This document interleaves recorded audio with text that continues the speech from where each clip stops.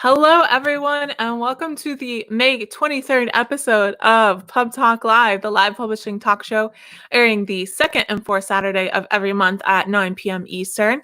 I am your host, Sarah Nicolas. I'm a young adult author, board member, and agent liaison for Pitch Wars, a library event planner. And you can subscribe to reminders via email by clicking on the link in the description so you don't miss a show, so you can get an email the day of just to remind you about it.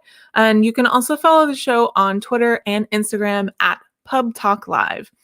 If you'd like to support the show, you can find a link to the Patreon near the end of the video description down below. And new developments since last episode, a couple people upped their Patreon sponsorships to the podcast sponsors. So the replays are now available as a podcast. And so this one, once I get it edited, I'll upload that and it will join all the podcasts. So I'm really thankful for that. And thank y'all so much for letting that happen for me. All right. So I'm going to bring on our guest co-host. I.W. Gregorio is a practicing surgeon by day, masked avenging YA writer by night. After getting her MD, she did a residency at Stanford where she met the intersex patient who inspired her debut novel, None of the Above, which was a Lambda Literary Finalist, a Publishers Weekly Flying Start, and an ALA Rainbow List selection. Her next novel, This Is My Brain in Love, has received 3 starred reviews and was named a Best YA Book of April 2020 by Amazon.com editors. She is a proud board member of Interact, Advocates for Intersex Youth, and is a founding member of We Need Diverse Books. Her essays have been published in Newsweek, Washington Post, San Francisco Chronicle, Philadelphia Inquirer, and Scientific American, among others. So please welcome to the show, I.W. Gregorio. Hi. Hi. Hi, welcome. Thanks for having me. Oh, thanks so much for coming on. I was so happy when you commented on that post saying you wanted to be on. Let's see. Jay is here. Hello, Jay. Hello. Ebony, good to see you again. So Eileen, some of the people who watch the show regularly, they chose a name for themselves, and so they're called pubbers. Yeah, great. Which is just awesome. Hi, Ryan. So glad you came back. Heather, hi again. All right. Thank you all for joining us tonight. So we have the viewer poll going on right now. And hey, Sarah, thank you so much. Sarah was on the last show. She was a guest on the last show. Oh, so Sarah. cool. Yeah, so the viewer poll is up. It will be up for about 20 more minutes. So make sure you go vote in that if you haven't already. And the question was, where do you purchase most of your print books from? And when I was developing the question, I told my friend, I know it should be from where do you purchase most of your print books, but I refuse because that's awkward. Hey, Catherine.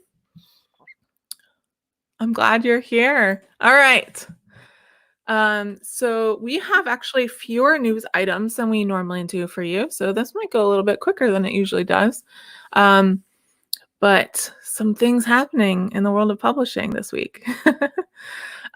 So Rick Riordan announced on Twitter that there will be a live action adaptation of the highest quality made for Disney Plus. Riordan, who has expressed dissatisfaction with the movies, said in the announcement that Becky and I will be involved in person in every aspect of the show.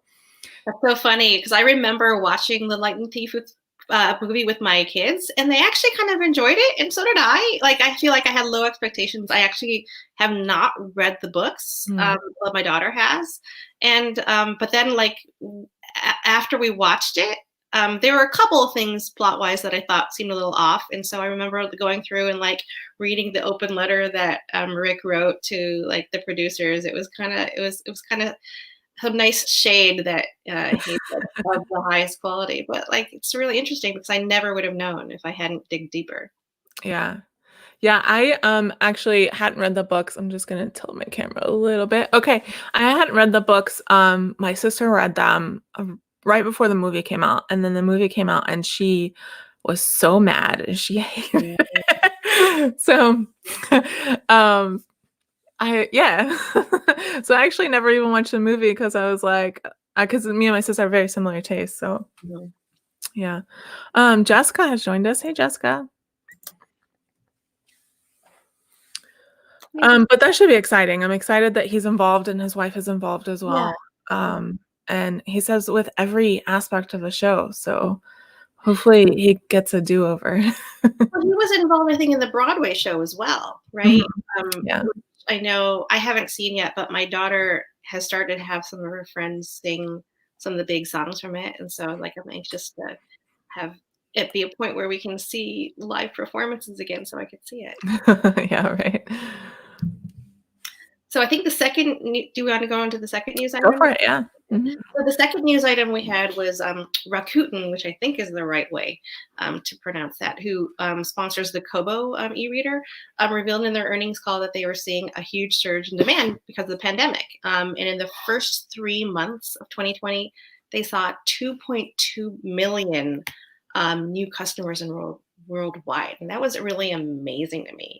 And when I started thinking about it, I am one of those 2.2 million new subscribers. And the reason I did it was because many of my indie bookstores, weren't able to provide as many services, but many of them get a kickback through Kobo if you buy it through their store. It's definitely, there are layers of how you need to sign up. You need to link your bookstore to it. You need to download their app if you don't have a Kindle or anything, because obviously bring it to a Kindle, but it's a really pretty seamless app, and I was really happy with it and happy to get at least some of it going to my indie bookstores. And so I imagine that a lot of people are realizing that we have to spread the wealth a little bit when it comes to ebooks.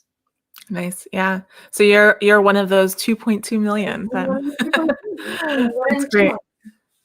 Yeah, and I think a lot of people don't realize, because like we think about Kobo in the US, it's like not super popular, but it's actually one of the most popular e-readers in a lot of other countries, including Canada, especially Canada. So and also I think a lot of people are looking for ways to support their indies while they're not open, like you mentioned. Absolutely. Because I know bookshop.org, which just launched, I think, in like January, February. People were kind of like skeptical about it, and then the pandemic hit, and it's a way to buy physical books and support bookstores still, and their business has taken off way more than they expected. So yeah, I think it's probably a mixture, of those things. And people probably just need to read more too. That too. All right, Apple. Oh, go ahead. No. Oh, I'm saying, but it's nice that people aren't doing it the easy way. Because it's so much easier when it's when the shop and the app are sort of already on your phone through the A word. Yeah. The A word. Yeah, I don't buy books from Amazon. I bought other things from Amazon, but it's usually, I have like a rule, like if I can't find it in 2 or 3 different stores, then I can buy it on Amazon. But obviously that's not happening at all right now. But yeah. All right. Apple has launched a resource site called Apple Books for authors, along with a new publishing portal that allows PC using writers to distribute their books directly to Apple Books. So previously, you could only distribute directly if you had an Apple computer. And so a lot of people use like kind of like an aggregator, like Smashwords or something like that. So I know a lot of people are really excited. A lot of self-published authors are really excited about this. They have a little more control over their Apple listings. So, hey, Jennifer. Jennifer joined us. And Raquel from Writers Atelier. Raquel from Writers Atelier is going to be in the second June episode. So make sure you come back for that. And Jennifer thinks the A word is hilarious. I know Jennifer for sure is not an A word supporter. So yeah, mixed feelings there, definitely. There's certainly people who that's their primary source of books and for recommendations. I mean, it's sort of built in. It's part of the life. But I just, when you're a writer, you're just aware that publishing is such an ecosystem. And yes, Amazon is, the big fish in the small pond, but plankton are nice. All the little, it tastes different, and as an author, like, I value in-person events so much for allowing me to interact with my readers and to meet other authors. And so obviously because now that the pandemic isn't here, it's much harder to get that indie feel. But even now, indie bookstores are still doing a lot more online events and conversations and Zooms. So, I feel like they're still providing a service even when you can't be there physically. Yeah, and a lot of them are, I mean, the booksellers are still available if you're looking for recommendations. Yeah, you Which can call. is, Yeah. is a great, because you can be so specific. So you can go to Amazon, you can see the reviews, and that's nice. Like, honestly, I love seeing that many reviews in one place. But if you're looking for something really specific, like we at BookRank get questions all the time that are like, I would like, a contemporary mystery thriller, but I can't handle any child abuse or any child getting hurt or something like that. That's something that's really hard to find unless you're talking to someone, like a bookseller or librarian. So, Yeah. hey, Dal, so glad you could join us. Jennifer wants a shirt that says plankton are nice. Okay, I'll have my daughter do that on her Etsy site. She's just great. Nice. Like, All right. We have some sad news. Yeah, the next news item is really sad. Thomas Lowe, who was the co-founder of Lee and Lowe Books, passed away this week due to cancer. As many of you guys know, Lee and Lowe is a smaller publisher that was founded 30 years ago with the intention of spotlighting diverse and inclusive stories. I mean, they were the people who did We Need Diverse Books before We Need Diverse Books did. And I remember vividly some editors from Lee and Lowe being involved in the very early stages of We Need Diverse Books. And I remember Jason, I think it's Jason Lee, or Jason Lowe, one of the current editors, who said in an interview that book buying was a political act. And that is absolutely one of those revelatory statements that changed the way that I viewed, where I purchased books and what books I purchased.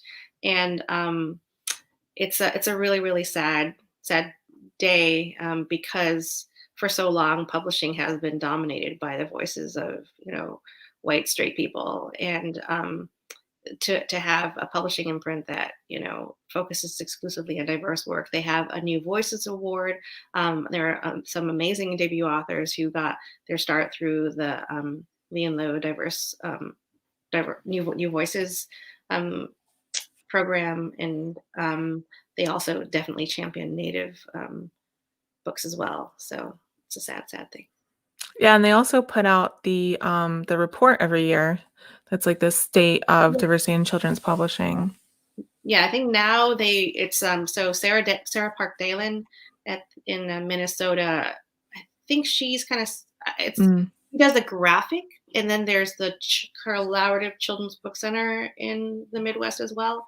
But Lee and Lowe definitely were some of the first ones to really make it mainstream, make those eye-catching graphics that, because I mean that one of the reasons We Need Diverse Books worked as a hashtag was that it was a very visual thing with signs, and with Lee and Lowe and their graphics, bringing that to the attention, it was such a powerful tool. And I feel like I have Lee and Lowe stats in pretty much every presentation that I do. So. Mm-hmm. Yeah, they were really ahead of their time. But his sons run the company now. Yeah, Jason Lowe. Yeah.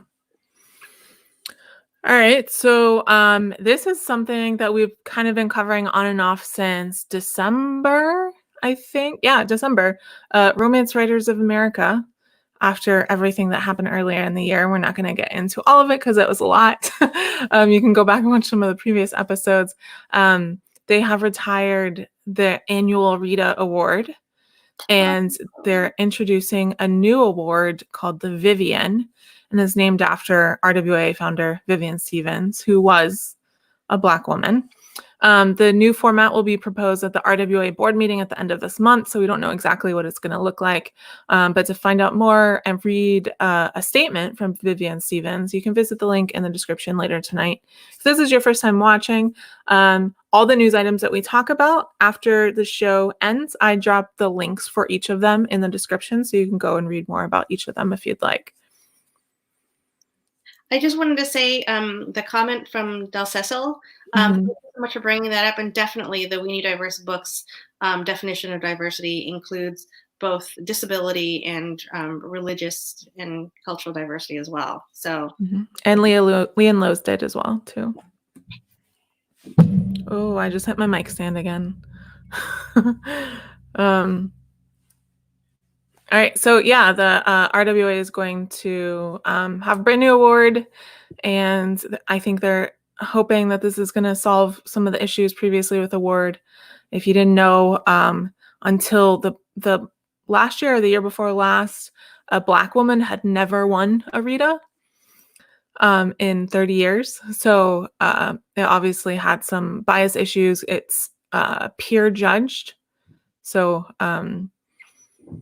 it had a lot of issues. So I don't know how you're going to control that, but hopefully they can make some strides forward.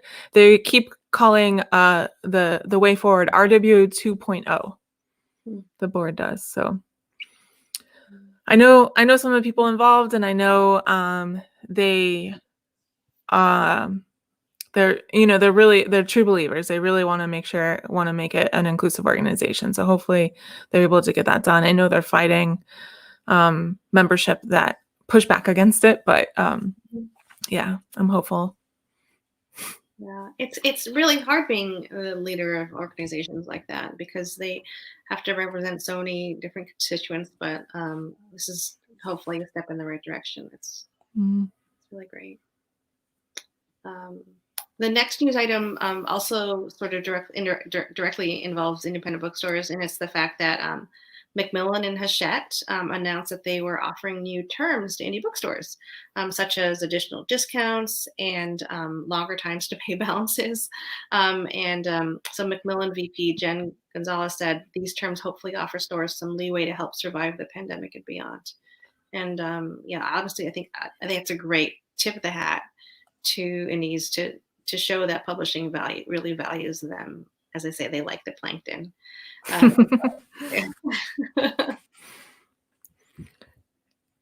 Yeah, and there are a couple other booksellers, publishers that are offering similar terms. Macmillan is just, probably the biggest, I think, at this point. I think publishing is realizing how much of an ecosystem it is and how much they need indie bookstores, and so they're trying to support them in, if in any way that they can without also while also still making money. So we actually have a lot of indie bookstore news today. I think it's because it's just that time, right? Like everyone's trying to figure out how to adapt to this world that we're living in now. And indie bookstores are trying to do everything they can to survive. And we've seen some closures being announced, some permanent closures being announced. And so any support that y'all can provide is great too. So I just want to, excuse me, I need to get a drink of my water. Yeah, so if you can shop in a way that supports indie bookstores, please do that. And you can support indie bookstores if you listen to audiobooks as well at librofm, which is who I use to do my audiobook giveaways. So yeah. All right, let's see. Oh, Sarah said Penguin Random House is offering great terms for indie bookstores now too, longer times to pay, etc. Cool, great. Yeah, hopefully all of the big houses will do that. Jason, that's awesome. There's a thumbs up. All right. So our last news item for the day before we bring on our special guest, dozens of illustrators have, and this is of course book illustrators mainly, have sent indie bookstores art for them to give away to encourage shoppers. And so you can see some of the art that's being given away in the article.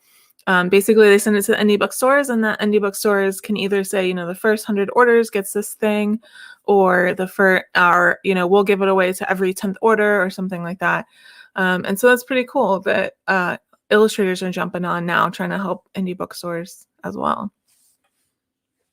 Yeah, I saw that. It's an adorable little idea that just gives you a sense of the value added that indie bookstores do, like the fact that you can get signed in personalized books there. It's something that's was so integral to what indies add to the experience, and when there's no in-person thing, it's just so sad. So like, a lot of authors I know, including myself, are still like sending signed book plates to people who buy books from indie bookstores just so that they can get a slice of that experience. Del had asked, what's the audiobooks thing? It's librofm. So it's Libro. I think their website is libro.fm. And it's a service that sells audiobooks, but you can choose a bookstore to support, or you can choose just supporting bookstores in general, and they kind of like split it in the pot. But they have a subscription that's very much like the Audible subscription. It's the same price, the same books are available. And so you can do it's like $15 a month for one ebook, no matter what the price is. And that's what I use. And they also give you discounts. If you're a subscriber, they also give you discounts on additional books as well. So it's pretty great. I like it. And their app is good. It's funny when I tweet about this, people are always like, but how is the app? I'm like, the app is good. Like they're all, a lot of the audiobook apps are all the same anyway. They're all the same software behind them. All right, so it is time to bring on our special guest. I'm very excited. Our special guest today is Ellen O. Ellen O is an award-winning author of the middle grade novels Dragon Egg Princess, The Spirit Hunters, and its sequel Island of the Monsters, and the YA fantasy trilogy The Prophecy series, which includes Prophecy, Warrior, and King.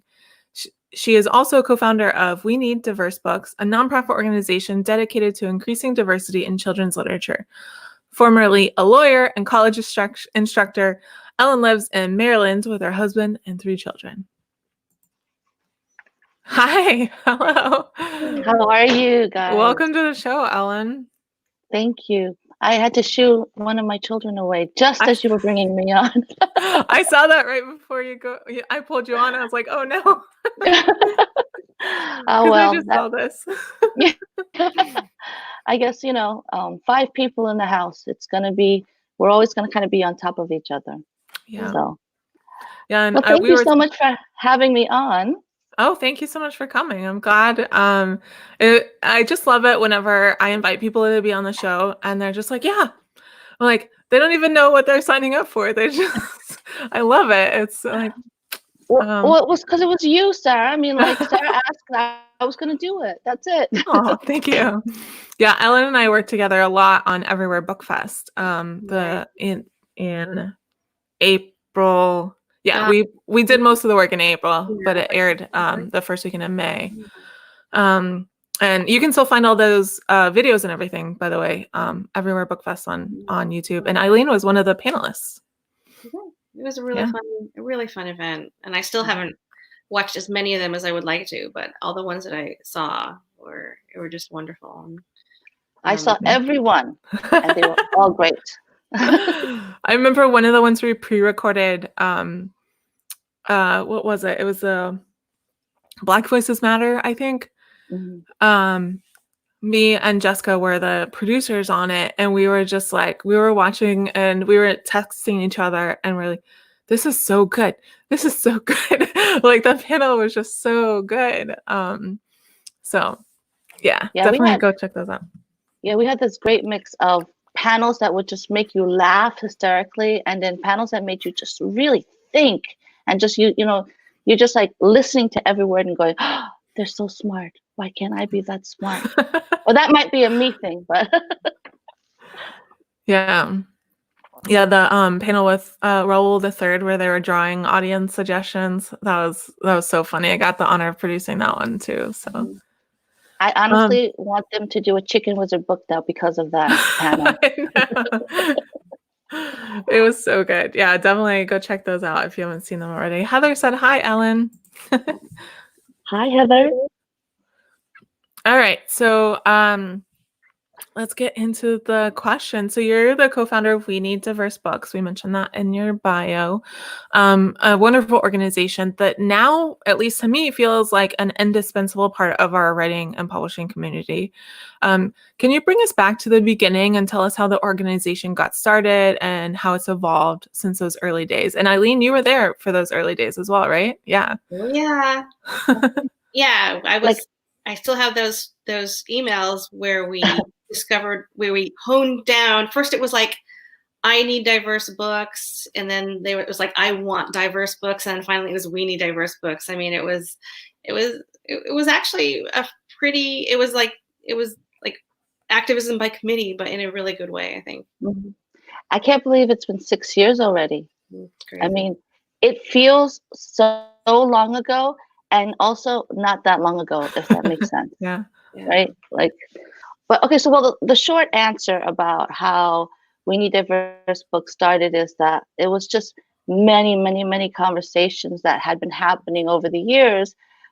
But specifically in 2014, right in March, the two op-eds by Walter Dean Myers and Christopher Myers kind of really kicked off that conversation of, where Walter Dean Myers' op-ed was titled "Where Are the People of Color in Children's Books?" and Christopher Myers' op-ed was entitled "The Apartheid of Children's Literature." And I mean, it, like, within a couple of weeks of those op-eds being out there in the New York Times, BookCon then makes these very awkward announcements, right?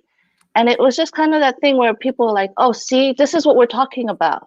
And we just started having conversations. I remember I started to talk on Twitter, and I was like, we need to do something big, which, by the way, I had been talking to Lamar Giles about that. And I remember I was like, Lamar, we need to do something big. And Lamar was like, as long as it's legal, I'm in. And I remember talking about it. I think I was talking with Melinda Lowe. And the next thing I knew, lots of people were chiming in, including Eileen. And we just took that conversation offline. And the next thing we did was put together this hashtag and had a program. And basically, that's how a grassroots campaign came to be. Mm-hmm. But the bigger question from that was, here you have a grassroots campaign, but then what do you do, right? What's that next step? And I've always been the person that says, you can't just talk about something. You actually have to do something, right? Because talking about it is not enough.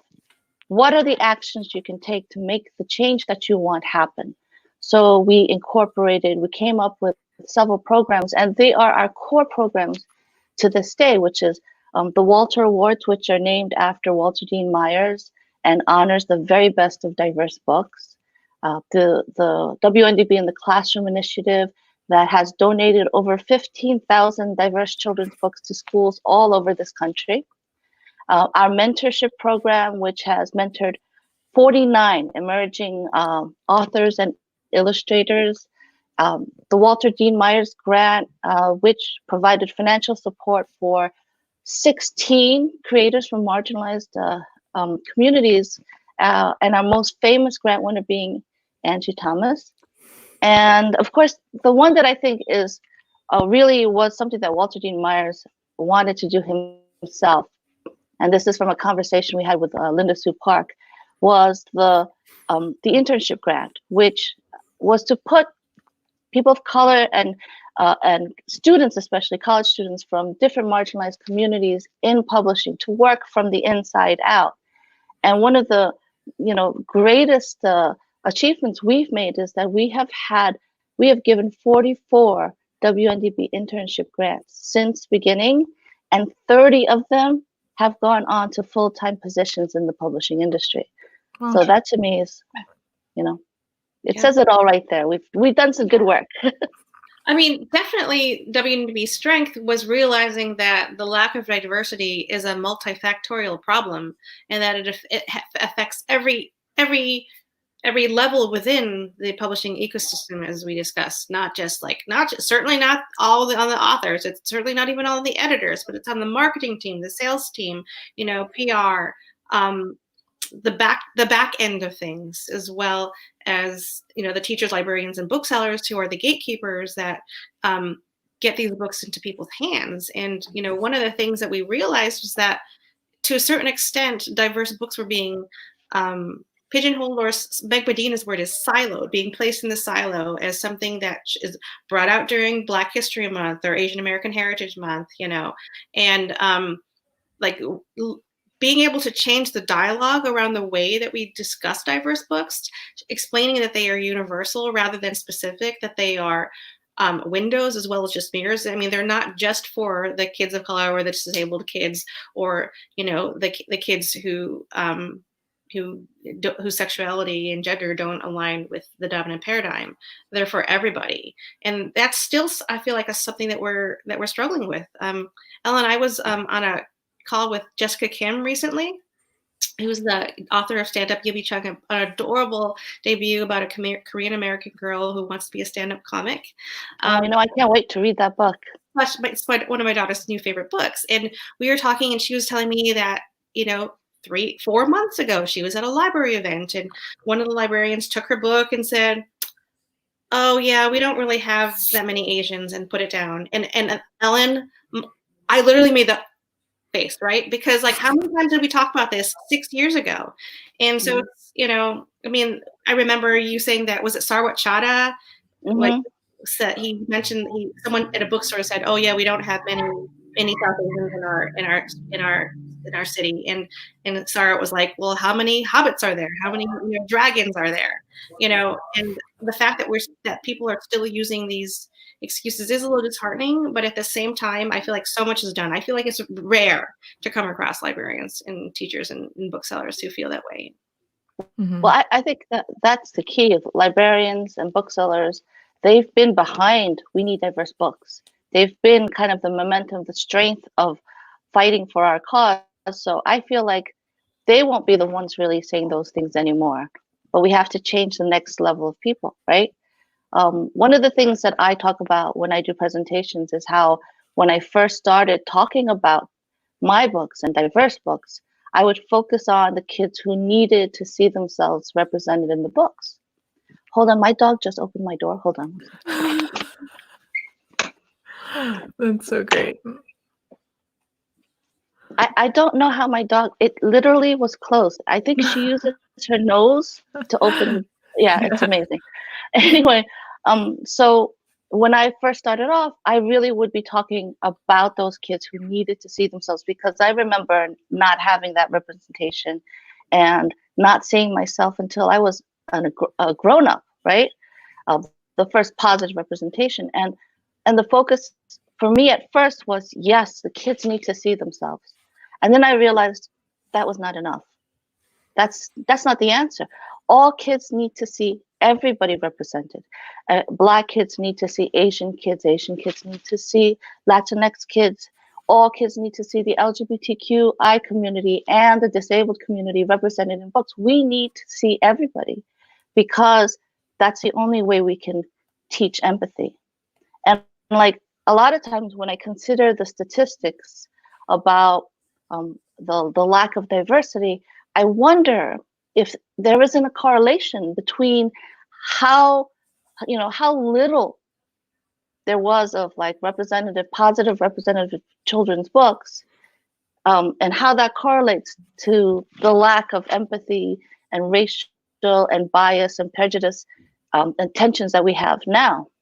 So I think that it becomes so much more important for us to make sure that the kids get those good, positive reinforcements now for every kid, so that by the time they grow up, we won't have these same issues crop up. That's a hope anyway. Yeah. All right. That was great. Jay, by the way, said we don't mind the dog. Yeah, but you know what? Didn't she just want me to play with her the entire time? Yeah. All right, that was great. So we're going to switch gears a little bit, but we might come back to We Need Diverse Books a little bit later. Because I just think it's hilarious. By the way, right now we have 3 writers on this show. One is an engineer, one is a doctor, and one was a lawyer. So that's just great. But what made you want to make the switch from lawyer to author? So I actually enjoyed being a lawyer, at least not the first 5 years of it, but as I was like becoming a more senior attorney, I was actually enjoying my work, but I really got tired of the politics of the office life, right? And then there was this major reshuffling of senior management at my old company, and they offered me the general counsel job, which is a great promotion, but had me report to somebody that I did not like. So my husband got really tired of hearing me complain, and he was like, "Why don't you just quit and work on that book that you've been talking about writing for forever?" And I was like, "All right, I will." And so I did. And I got to be honest, I don't miss it at all. Although my mom is still very disappointed that I'm not a lawyer anymore. And she keeps asking me when I'm going to go back to being a lawyer. And I tell her that I'll always be a lawyer because clearly I will always be her lawyer anytime she has a legal issue. So I've never actually given it up. All right. Yeah, my mom keeps asking me, are you sure you don't want to go back to engineering? Right? I No love definitely for made the more writing. money there. Well, Me too. I'm still trapped in medicine and using it as my way to finance my writing career. But actually, because of the pandemic, because all these elective procedures are being delayed, and because of just how the timing of my my advance checks. Like this month is literally the first month in 10 years that I've earned more from writing than from being a doctor. That's funny. I don't know if I should applaud that or I know. sympathize that. I don't know. It's like funny and sad at the same time. Like, I guess maybe I don't really need that, you know? Maybe it's sort of a glimpse into early retirement. I could live with this. All right. So I typed in the chat, Eileen, but I'm sorry, I realized that was supposed to be your question, the last question. That was my fault. I was just like, oh no, that's okay. So we have a question from Patreon supporter Lodestar. So if you support my Patreon, you get to submit questions ahead of time that I may ask the guests. This one comes from Lodestar.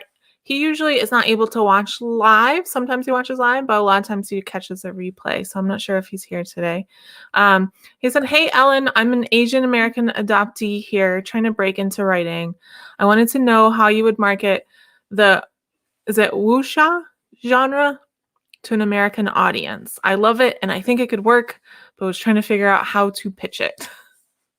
I love wuxia. I mean, my God, in my list of favorite all-time movies are 3 classic wuxia movies: Hero, Crouching Tiger, Hidden Dragon, and The House of Flying Daggers. I mean, just the most incredible, beautiful movies ever.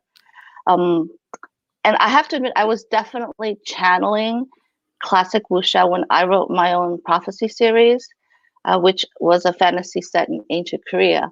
But I have to say, I think my biggest piece of advice to Lodestar is that you got to just write the story. Just write it. Don't worry about marketing it right now. Don't worry about genres. Especially don't worry about trying to Americanize it. I think whether or not it's wuxia, it's immaterial. The story comes first, right? He has to write that story as best he can. Has to hook the reader, has to hook the agent who he's going to query. I'm making assumptions here, actually, assuming that he is trying to get his story published. I just want him to focus on the story and not worry about how to make American people accept the wuxia fantasy of it. I think that if he is telling a good story, it doesn't really matter. And quite frankly, I'm just waiting for somebody to do a Hero House of Flying Daggers remix in the US. I mean, I would throw all my money at that.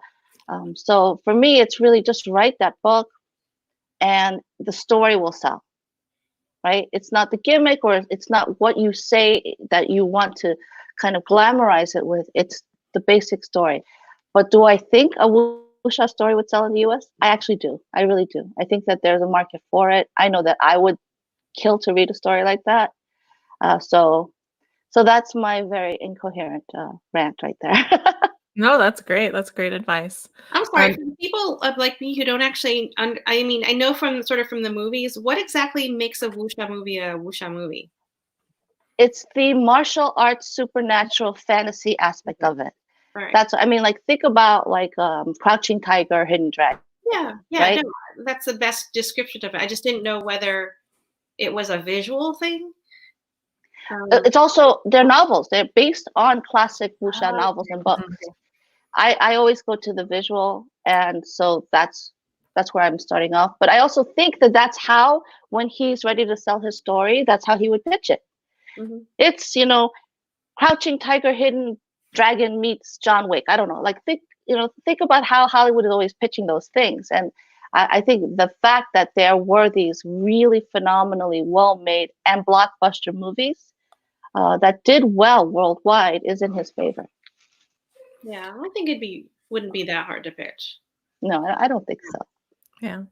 Jay is texting Lodestar, and he said, "Tell them I said hi." So please tell him I said hi, and thanks. Great question. And please, can I read your book when you have it ready? Oh, wow. Yeah, Brenda would also love some wuxia books. All right. Great. That was really great advice, Ellen, for just, I mean, that was specific to that, but also just great advice in general, I think. Mm-hmm. Mm-hmm. Absolutely. The story is king. Yeah, and your passion for it will shine through and will be what markets it more than anything else, more than any genre. You know, there's so many examples of books and movies that have like been their own genre, really, or been redefined how people view things. Of course, I can't think of any of them right now, but You're on the spot. I'll think of them eventually. I always think of Twilight. I mean, it's just like if people think, oh, vampires, who wants to read about that? And then here comes Twilight, and it just blows everybody's expectations away with their sparkly vampires. I mean, the story worked for a lot of people. Mm-hmm. I think that as long as there's like the core of an emotional connection, like a character that someone can relate to, it doesn't matter what realm they live in, what kind of fantasy world. Mm-hmm. The character is someone that you want to follow, then. For sure. Yeah, I always like think about one of my favorite reviews that I ever got on the A Word was for Keeping Your Secret, which is my, girl summer camp romance, teens, whatever. And the review was basically like, I'm a 72-year-old woman. I love this book. No, I thought it was so great. She was just like one of the things I used to say to other writers when they'd ask me, how am I ever going to know if anybody will read my book or if anyone will love it? And I truly believe that if you write a good story, there is an audience for you everywhere. And I think, what really proves that is like Wattpad and fan fiction sites. And people just pour their hearts into a story and just puts it out there, there's always going to be an audience for you. People love stories. And that's why it's so important for us to continue and not worry about whether it sells, but actually just write that story that you love to tell. Because if you love to tell that story, somebody is going to love to hear it and somebody's going to love to read it. Yeah. I still remember early on Angie Thomas tweeting, is there any place in the industry for a book that has to do with the Black Lives Matter movement? Right. Yeah. And like, you could just tell, like, the way that it was phrased, there was such vulnerability in it, and that she didn't know if anyone would be interested or not. And now it's like one of the biggest books of our category, you know? Right, exactly. Yeah. And you know, when I think about it, if she had not gotten positive feedback at that moment and she didn't write that book, we'd be in that alternate universe of where there's no The Hate You Give and all the series of other wonderful books that came out. Like, you know, wow, right? So the other thing I want to say is I think it's so important to be positive and to support people when they want to tell their story. Mhm. Like I don't believe in being negative. I think everybody's story should have an audience if you want to write it. So like as hard as it is, okay, so I'm going to digress again. I heard the story about this very famous award-winning writer who was asked one day why, you know, what was the secret to her success? And she said, and I don't even remember who it was, by the way, because I'm kind of, you know, pandemic brain. But she says, I went to this great MFA program with writers that were so much better than me. But when I graduated, I was the only one who had actually finished a book and submitted it. And that was my success. And she's like, there was no reason for me to have been any better than, you know, the other writers. The other writers were phenomenal. They just never finished their story. So you want to write your story, you have to finish it. You have to believe in it. Be positive about it, you know, and just, you got to keep trying. And us as mentors in the industry, we have to support the next generation of writers. Because I always say this, like people like, do you believe in mentoring? I'm like, hell yeah, yes, we have to mentor the next generation of writers because you know what? I didn't go through all that hell 6 years ago, and still for 6 years working on WNDB, not to have a new generation of writers come out, right? We do this not just for ourselves. We do it for the next generation of writers to keep doing that good work. Did I answer the question? Yeah, definitely. Sometimes I go on a rant and then I don't even remember what I was talking about in the first place. I'm like a grandpa. That's fine. I mean, I always say it, you know, I always say ahead of time, like wherever the conversation goes, that's where it goes. Cause that's, I mean, you know, I'd rather have a good conversation than just like stick to the pre-set questions. You know what I mean? Mhm. So, It's funny. I have the next scheduled question for you, but I'm not sure how it's gonna fly because it's interesting. I actually wanted to ask you about how you can stay positive in the industry, specifically in the question, it was in regards to WNDB and the fact that so much has changed, but clearly because of all the issues that still come up, so much needs to change. Right. So how do you stay positive? Um, how do you maintain your energy to resist and fight activist burnout, which, you know, I can definitely say that I've had at various times in all of my, you know, the areas in which I do activism, whether it be diverse books or intersex activism. Sometimes it just seems like the hill we're climbing is so steep that we're never going to see the end of it. So, you know, for me, I'm all about the long game. Like, I can't worry just about what's happening now. You got to look at the long game. What's going to happen in the future? We're working really hard now to help people fight their way in an industry that has historically been really hard for them to enter. And, you know, like right now we're seeing our junior editors getting into the industry. We need to make sure that they become senior editors. We need to make sure that they become VPs. For us to win means that we have to not get upset when we lose sometimes, right? It always feels like we're taking 2 steps forward, 1 step back, 3 steps forward, 4 steps back, 1 step forward, no steps back. I mean, it's just this endless game of moving forward incrementally. And yes, we're going to have some failures in the process, but I think ultimately we'll have more successes.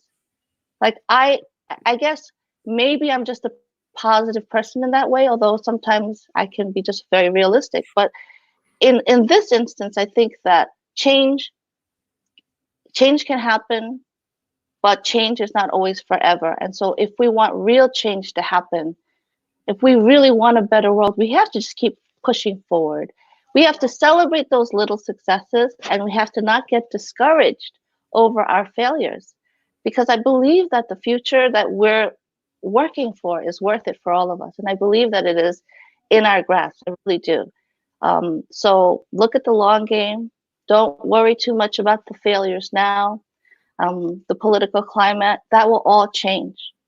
It will all change for the better. I promise.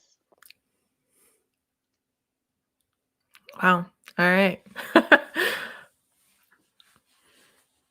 I don't even know what to say. I feel really inspired, Ellen. Thank you. All right. Sometimes I will say that I mean, I'm not like, just like this, very happy-go-lucky, yay, everything is roses kind of person. I am actually very realistic. And there are moments when I definitely get down. And you know what the best thing to do at those moments? Delete Twitter, delete Facebook, go home, chill out with my family, read a lot of great books. And then when you have strengthened yourself again, go back into the battlefield. Yeah. I mean, I think the key to this, to how this has been sustained, is that it was such an incredibly expansive group effort at the beginning. And one of the reasons it was so expansive, Ellen, is because early on you insisted on the definition of diversity being extremely broad, not just being about color and race, but also about the disability and sexuality and gender and religion. And that the fact that we loaded the boat really early on, I think, is what allowed this to continue, because at any given time, people are going to be tired, people are going to be exhausted, or they're going to be busy with their day jobs. But because of the community that we built, because like our tendrils went in so many different directions, we were able to lift ourselves up when one person just can't carry the ball anymore, we pass it on to someone else. And it's been really amazing to see the way that our team has evolved and changed, people coming and going. But there's always someone to carry on the ball at the end, or the baton, or to pass the baton to, and I'm mixing my metaphors. Well, allyship is so important. I mean, we're not going to survive all on our own in our separate little silos, fighting and yelling at the world. Only together can we have a chance at surviving and actually succeeding. I mean, I remember early on when an author who shall not be named, because I actually forgot their name.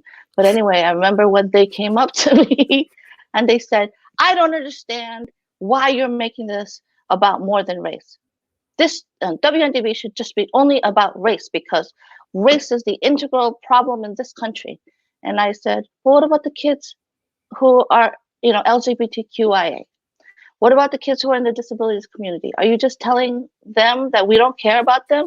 And she's like, I'm not saying we don't care. I'm saying that our issues are more important. And I said to her, I don't agree with you.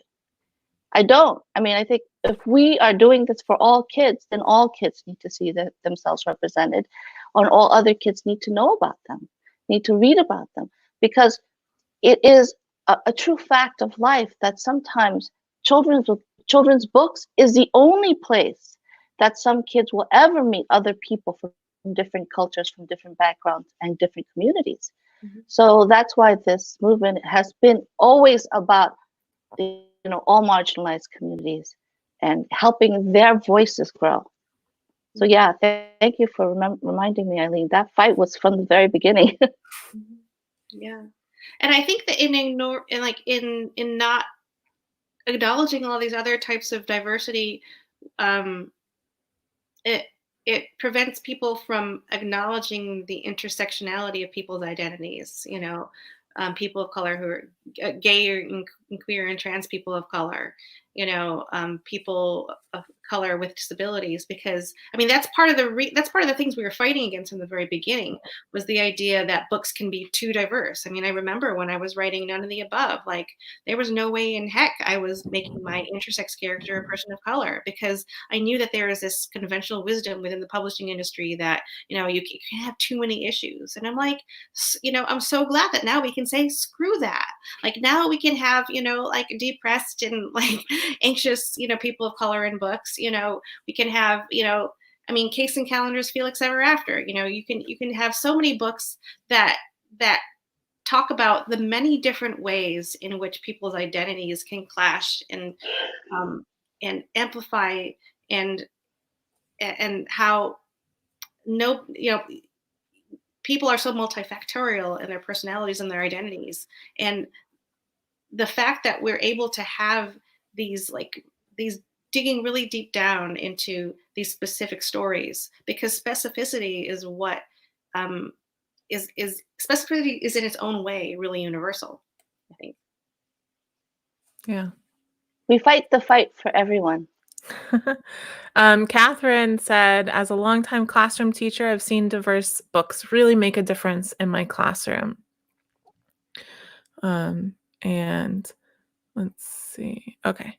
Laura said it's been really neat to watch this movement grow and blossom.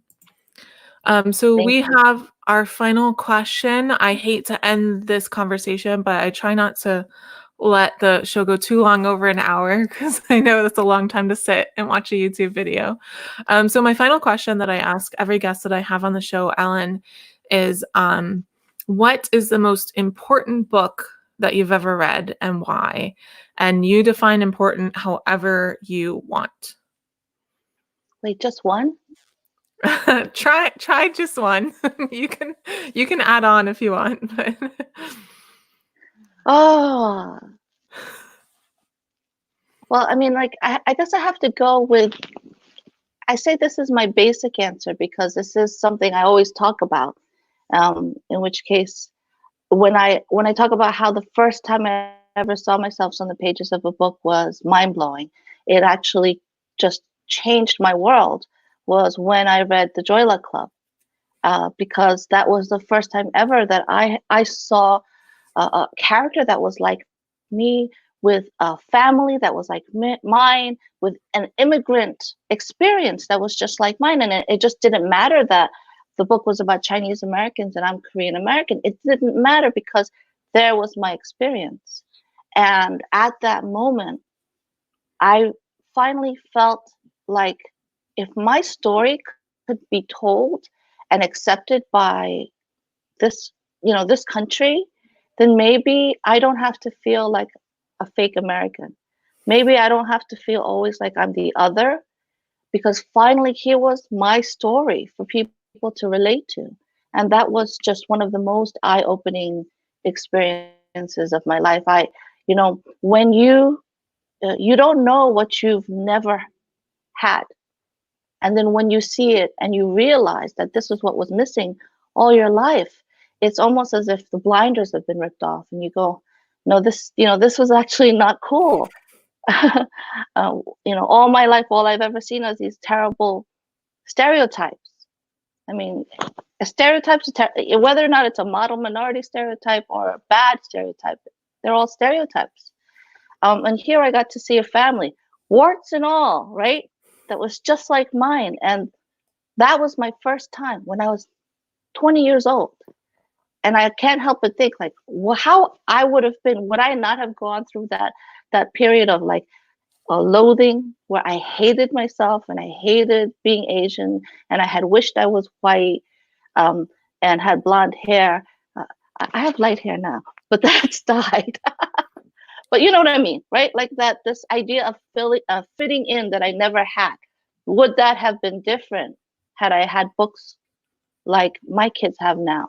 Because those books now exist. And that's a phenomenal change that's happened in the industry, I believe. So Joy Luck Club, that would be the book. That's great. That's the same book I mentioned in a talk that Adib Karam and Ashley Woodfolk and I are doing for ALA. The librarian asked me which ALA virtual, and I mentioned that too because it was the first time I had ever seen my family's dysfunction modeled in real life, and I felt so validated. Exactly. Generational traumas, and yeah. I know. Awesome. It was that I feel you. This is me. This is my family. And people who've never had that experience can't understand how mind-blowing that was. But, At the same time, I know that Joy Luck Club has been really polarizing for some people, because it has become so much that single story, right? mhm. The one that people go to again and again, because for so long it was like the only Asian movie in that was made for 20 years with a predominantly Asian cast, and so many people. In the same way that other really key books have become like almost a straw man, because people are like, my family isn't like that, my family isn't like that. It just goes to show how what a dearth of books like that there are, that you and I have to choose the same book, even though it's very, you're Korean and I'm Chinese, because in that era that was all we had. But Mhm. now, I'm so excited by all the middle grade books that I can show, my daughter, whether it be, Kelly Yang or Jessica Kim or Kat Ye. There's so many amazing, Linda Sue Park. There's so many amazing diverse books, diversely diverse books, because they're not all contemporary. They're fantasy, they're comedy. I'm really, really excited about where we're going as a publishing world, and I agree that we have to think positively about the fact that it's only going to get better. I think so, because here, right there is your answer. With more books, with more diverse books in middle grade and YA and picture books, these books now will help the kids now be more empathetic in a way that the kids that grew up with us, right? That this generation of people who are out there not wearing their masks and doing their things out there, they did not learn to have empathy for people like us, right? So we're changing that right now for the kids who are reading these diverse books. And that is for me one of the proudest moments. I'm so proud of the publishing industry for doing that. And hopefully for getting it right. Because also, books that had bad rep were hurting us too. Yeah. All right. Well, this was a great conversation. Ellen, thank you so much for coming on the show. It has been really great having you. Thank you for having me. We're going to say goodnight to Ellen, and Eileen and I are going to finish up a couple of things, and then you can hang around, Ellen, or you can go whatever you need to do. Okay. Thanks, guys, for having me. Bye. All right. That was great. That was really good. All right, so it is time for the audiobook of the week, which is a thing that I do on the show just because I like audiobooks, and really there's no other reason besides that. And even though we had 2 YA authors on today, this audiobook is not going to fit with that at all. So, but I really enjoyed this book. I'm going to pull up the cover. And it is Lush Money by Angelina M. Lopez. Angelina was on the show the last episode, and her agent sent me some audiobooks, and this is one of them. And I really enjoyed this one. She called it on the show, what's the word? Oh my gosh, my mind just went blank. The word with that means like a very masculine. Man, I can't remember the word right now. Alpha. So she said it had like an alpha heroine, like a hyper alpha heroine. I love it. Thanks, Laura. No, that does not look YA at all.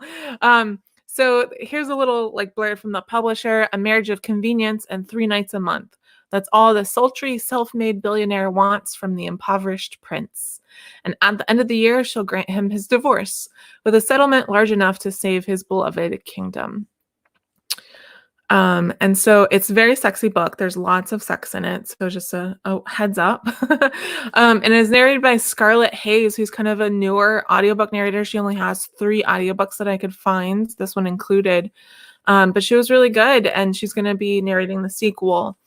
And also it's set in partially set in a wine region in Spain. And so I loved all that too.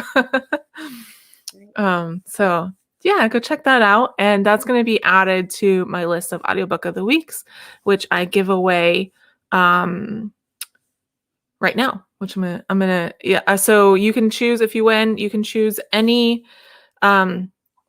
audiobook from Audiobook of the Week, and I have a list. So if you don't remember them, I can send you those. And I'm gonna go ahead and send Eileen the winning number in the private chat right now, so I don't forget it. And also so I don't cheat, but mainly so I don't forget it.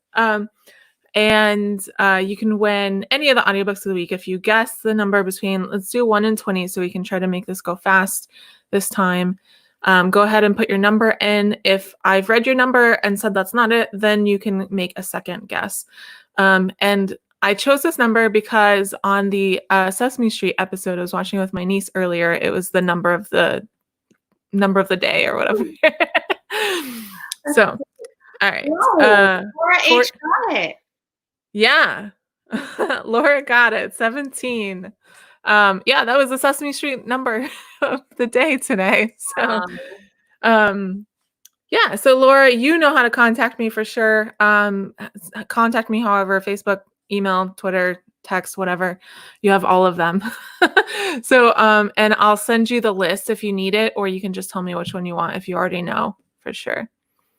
And I'm going to remember to take that off the screen this time because I forgot last time. All right. Congrats, Laura.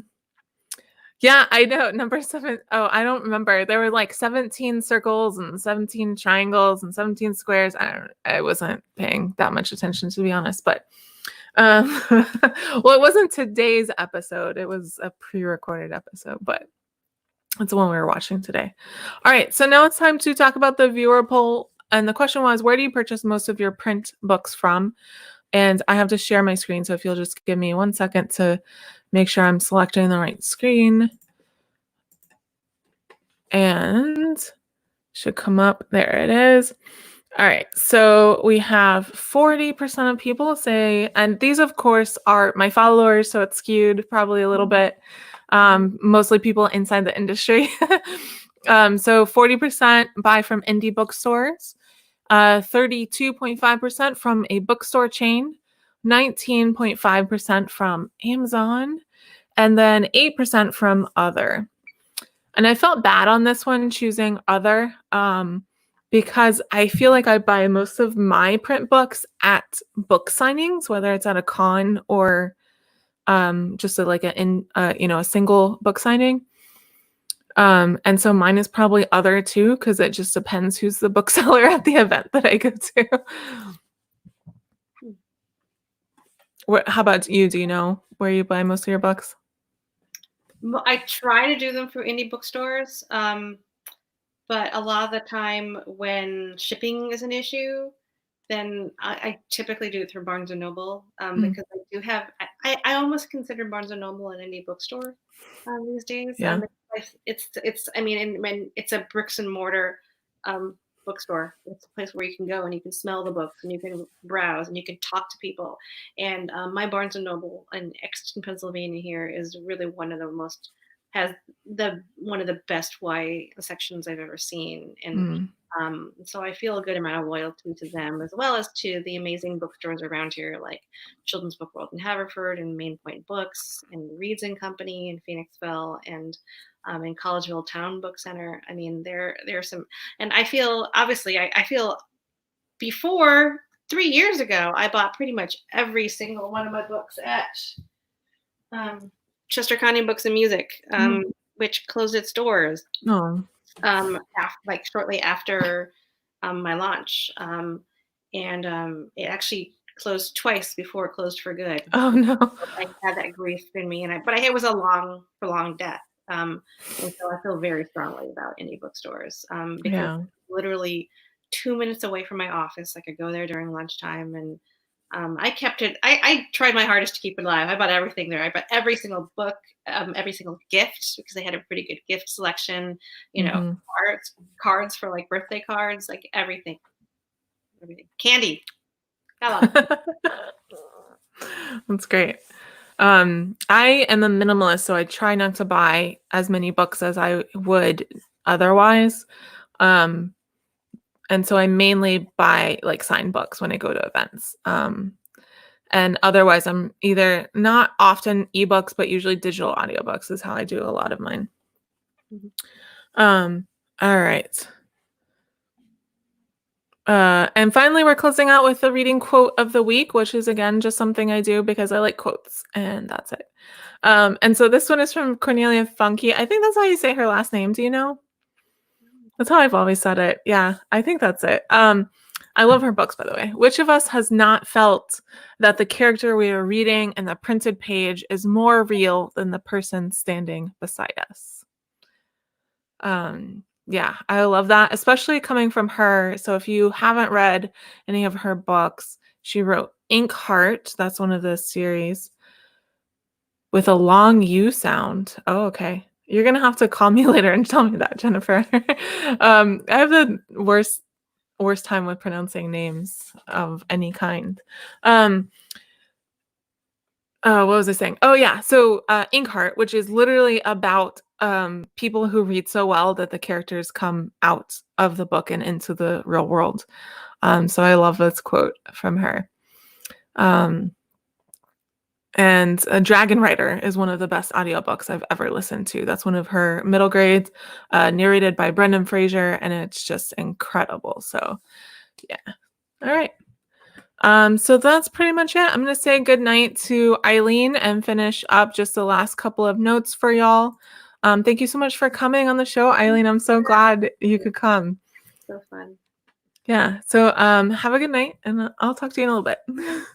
Bye.